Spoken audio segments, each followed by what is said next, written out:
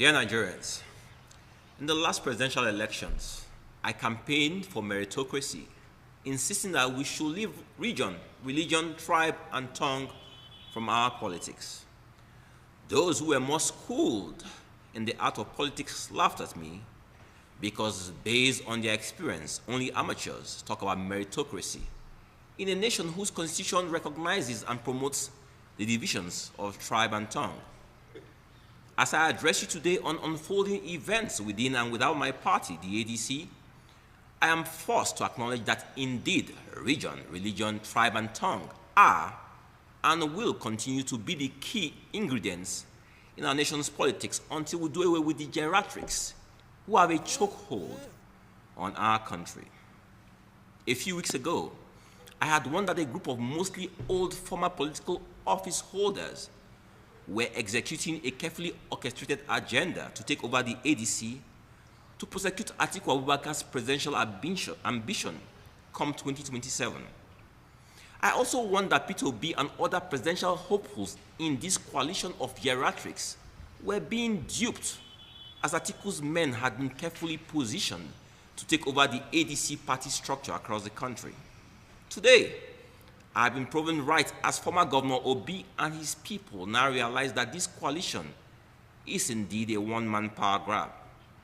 Former Vice President Kachikwu Abubakar, a man who claims affinity and friendship with the South, does not believe any Southerner deserves to be president of Nigeria. Former Presidents Obasanjo and Jonathan are alive to attest to this uncomfortable truth. In their desperation to hijack the ADC, they deliberately perpetrated fraud, of which I now present evidence to you today.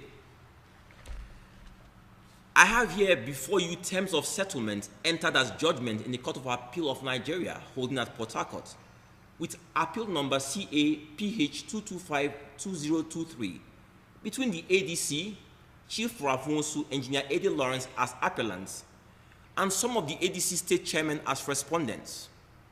What is the fraud, you may ask? To use the ADC, they needed to free it of all legal encumbrances, such as those challenging Rafonsu's fraudulent claim to the chairmanship of the party. And so, they forged signatures of some of the chairmen who were not interested in the sale of the party and presented it to the court as terms of settlement, which the Court of Appeal adopted as judgment. I have here copies of said judgments and international passport copies of the chairmen whose signatures were forged. Ladies and gentlemen of the press, please compare the signature specimens.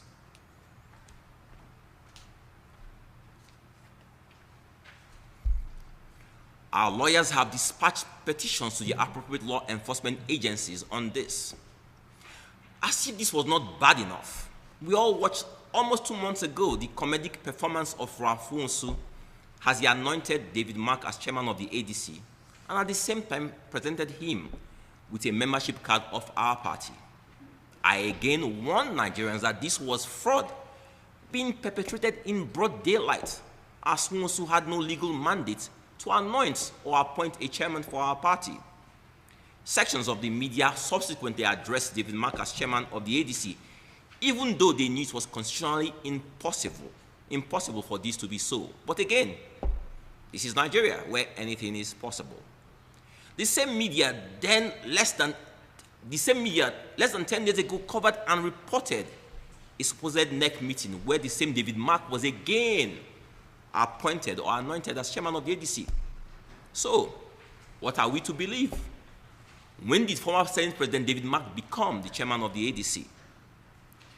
Here is a copy of a letter written to INEC on the 29th of July 2025, wherein the same Rafonsu, who weeks before this had presented David Mark to the world as the new chairman of our party, is still signing his signature as national chairman of the ADC. What a joke. Nigerians are all watching the live coverage of a fraud so monumental and yet so stupid that it beggars belief. These men are following the law to correct their illegalities in full view of Nigerians, INEC, and the media. But nobody's asking questions because we're supposed to be a nation of anything goes. What is the fallout of all these. What is the place of region, religion, and tribe, and even tongue in all of this? Nigerians, please listen to me loud and clear. Atiku Abubakar and a few northern elites who have for decades held political power but did nothing, absolutely nothing, to alleviate the under-education and attendant impoverishment in northern Nigeria for political purposes are at it again. They have armed the weapons of region, religion, tongue, tribe, and poverty as they convince millions of poor northerners that a Southern President Tinubu hates them and is the cause of their poverty. On a daily basis, they are spreading deliberate falsehoods against not only President Tinubu, but against all potential Southern aspirants like myself for the office of president. Peter Obi has been told in very clear terms that he will never get northern votes as an Igbo man, and as such, he should accept to be Atiku's running mate. In order to weaken the South, they have now drafted in former President Jonathan into the race, who is alleged to be offering Peter Obi the position of coordinating minister of the economy for him to support his ambition. In all these, Nigerians are the losers because meritocracy, which can only thrive when ceteris paribus is in play, has been thrown out of the door. Because of a truth, ceteris paribus doesn't exist in the Nigerian ecosystem. Sadly, I am now here before you championing the cause of a Southern presidency, a notion that before now was totally against all I believed in. Nigeria has indeed happened to me. I urge all Nigerians to resist former Vice President Atiku Abubakar and his co-travelers who don't believe in an equitable Nigeria. We must all come to equity with clean hands and sincerity of purpose. We don't burn our houses because we want to kill rats and cockroaches. Sometimes we just need to make our houses clean so that the rats and cockroaches live on their own. My earnest prayer is that Nigeria will soon work for every one of us. God bless you all. I'll now take questions. I'm definitely running again. Secondly, I have no issues with having other people contest within the ADC. After all, in the last primaries, we had almost 14, 15 people in the primaries. I am totally against people coming in through the front door, or through the back door, to hijack the party structures because they don't want a free and fair contest. The ADC, the party which we're trying to build, is a party that believes in meritocracy, that believes in the superiority of ideas, that believes in ideals that will fashion a new Nigeria, something that is totally alien to the people who are trying to hijack our party. If they did indeed believe in what we espouse in the ADC, they will have come in properly. But of course, they want to take over a party without primaries and just have a platform within which to prosecute their ambition.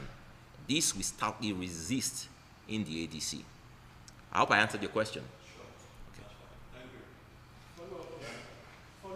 Okay. For your question, actually this question should be for the media, because 2 years ago, before I ran for the elections, the same Nwosu came and said that I was expelled for the party. I represented the party in the elections. You all saw that. The same Nwosu who two federal high courts in Nigeria have ruled that he's not the chairman of the party, said to you that he expelled me from the party. Can you build something on nothing? INEC recognized me as the flag bearer of the party. I am still a member of the party. A man who is not chairman of the party, who has no locus, no legal basis, cannot say I've been expelled from the party. It's just like someone saying, I am no longer a Nigerian. I am a Nigerian. Today, yesterday, tomorrow. I'm a member of ADC today, yesterday, and tomorrow. Next question. Yes. For those who... Clear. Let me be very clear to you guys. There's absolutely nothing no power that will stop me from contesting in the ADC primaries come next year. Absolutely no power whatsoever. The constitution of our party does not preclude me from contesting. I assure you guys that the people who have tried to hijack our party realize that they bought bad markets. As I speak to you in different press briefings, you hear them making reference to ADA and other alternatives, that they have a plan B. They do indeed have a plan B, because they know that they have me to contend with within the ADC. All they are doing is making our party popular across the country. They are helping us brand our party. We have ADC brand going across all over the country, and we benefit from this.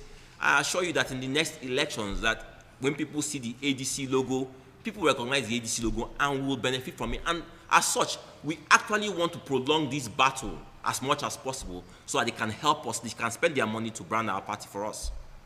Next question, please.